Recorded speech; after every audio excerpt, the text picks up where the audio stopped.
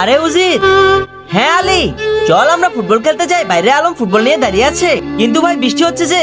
আরে ভাই বৃষ্টির ভিতরতে খেলে বেশি মজা আসবে। ঠিক আছে চল খেলতে যাই। মা, হ্যাঁ বেটা, তুমি চিন্তা করো না, তোমার অপারেশন হয়ে গেলে তুমি ঠিক হয়ে যাবে। হ্যাঁ বেটা, ঠিক বলেছিস। বেটা, তোমার মায়ের অবস্থা দিন দিন খারাপ হয়ে যাচ্ছে, জলদি অপারেশন করানো লাগবে। হ্যাঁ ডাক্তার সাহেব, 1-2 দিনের ভিতর করে ফেলবো। ঠিক আছে বেটা, আর কোনো সমস্যা হলে আমাকে বলবে। আরে ওই এত জোরে বল মারিস না। আরে যা তুলে নিয়ে আয়। হ্যাঁ নিয়ে আসছি। আরে এই বল তো ফেটে গেছে ওই দোস্ত। হ্যাঁ নিয়ে আয়, বৃষ্টি আসছে, আরো মজা হবে খেলতে। এই বল ফেটে গেছে। কি বল ফেটে গেছে?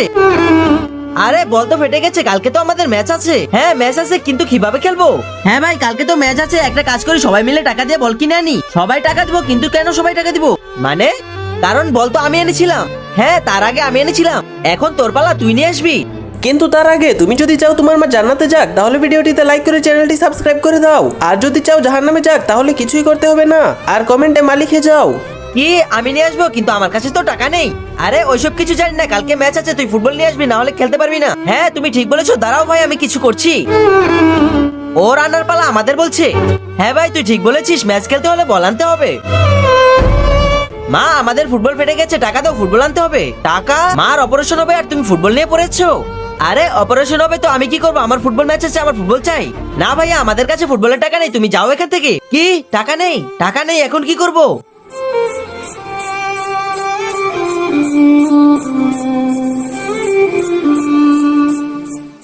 ভাই এই দেখো নতুন ফুটবল নিয়ে এসেছি। আরে বাহ, নতুন ফুটবল এনেছিস, খেলতে মজা হবে। হ্যাঁ ভাই কালকের ম্যাচ ভালোভাবে খেলবো। হ্যাঁ ভাই চল প্র্যাকটিস করি।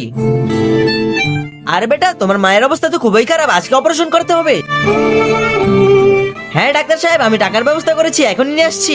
আচ্ছা বেটা তুমি হাসপাতালে নিয়ে আসো, আমি আসছি। আরে আমার টাকা কোথায় গেল? আরে আমার টাকা কোথায় গেল? হাজিরা বেটা, হাজিরা বেটা। মা মা,